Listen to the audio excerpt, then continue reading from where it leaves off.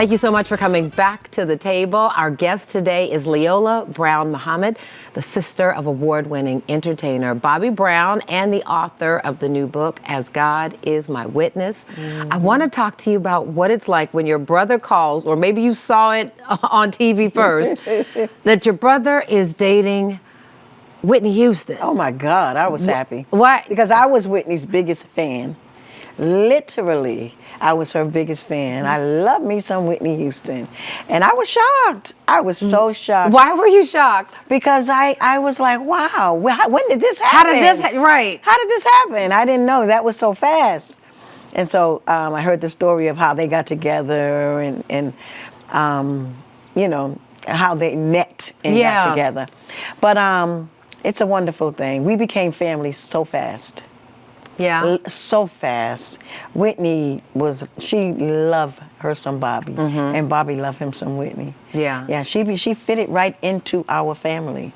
How so? What was it like? Because I think people think, and because you were already a fan, I mean, she was iconic, right? I mean, movie star, singer, model, all the things. And she was like that, but she was didn't still want you to see her like that. Yeah. Whitney was down to earth. She was really like, you know, like us. Yeah. Down to earth. She did not want people to see her that way. Like, you know, she wanted to be looked at as somebody that was down to earth. You know, and she could barely do that, you know, because everybody looked up to her so much. But she tried as much as she could to just be herself, and you know. I have to imagine, as a sister or anyone in the family, watching the struggles that they went through between addiction and just strife, and what all of our families go through in some form or fashion, but without the lights and the cameras. How hard was that for you, and how were you able to help, if at all, from your position? When I look at addiction in this country, period, addiction is not just never just in my family. Absolutely not. Yeah. Addiction is all over the United States of America. I think everybody that I know in this country has somebody in their family. Somebody who knows somebody in the family who struggles. Has struggled with that. So for you, what was that like? I can honestly say, I always prayed, you know, just like I do for anybody that's addicted to anything. I would pray.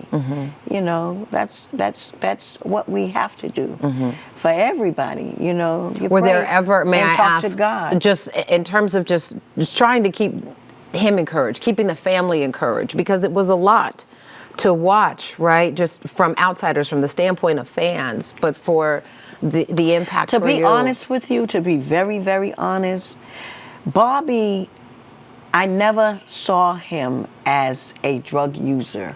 Bobbi was always more so a person that he would take a drink and, you know, would rather smoke the marijuana. Bobbi was not a real big drug user.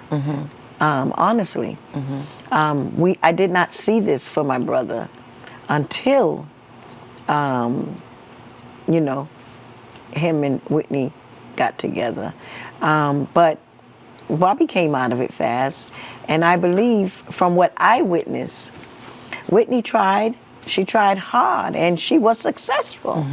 And I think that we have to go back and look at Whitney's life. The day before, they announced on the television that she was deceased. The day before, she did the Kelly Price show. She was wonderful. She looked good. She looked beautiful, sober. I think Kelly Clarkson, right? No, it was Kelly Price. It was Kelly Price. Kelly Price, okay. yeah. She did a show with Kelly Price. Gotcha, okay. And I always tell people to go back and look at that because the day before, she was sober. She was whole. She looked good. Whole. She looked wonderful. Yeah. She really I did. think the lesson, and I know you touch on this in your book, is just having a sense of understanding and compassion and being able to, even if you don't understand it, to be empathetic, right? And supportive. Of course. Of course, yes. Bobbi and Whitney has done so many wonderful things. I tend to think of all the beautiful things that they have done. Mm-hmm. You know, it's almost like, I always say people have to look at themselves. Mm-hmm. You know, would you want someone, if you've done a lot of beautiful things in the world, would you want someone to judge one little bad thing that you've done? Judge you by the mistakes. Or talk about the good, beautiful things that you have done. And one of the many beautiful things that they did together was Bobbi Kristina. Yes.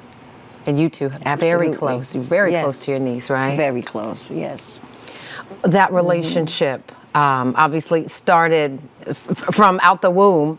Yeah. And you watched this little girl grow into a beautiful young woman. Yes. And then to have to lay her to rest, that had to be hard at such a young age. It was hard. It was hard. And I talk about it in the book. Mm-hmm.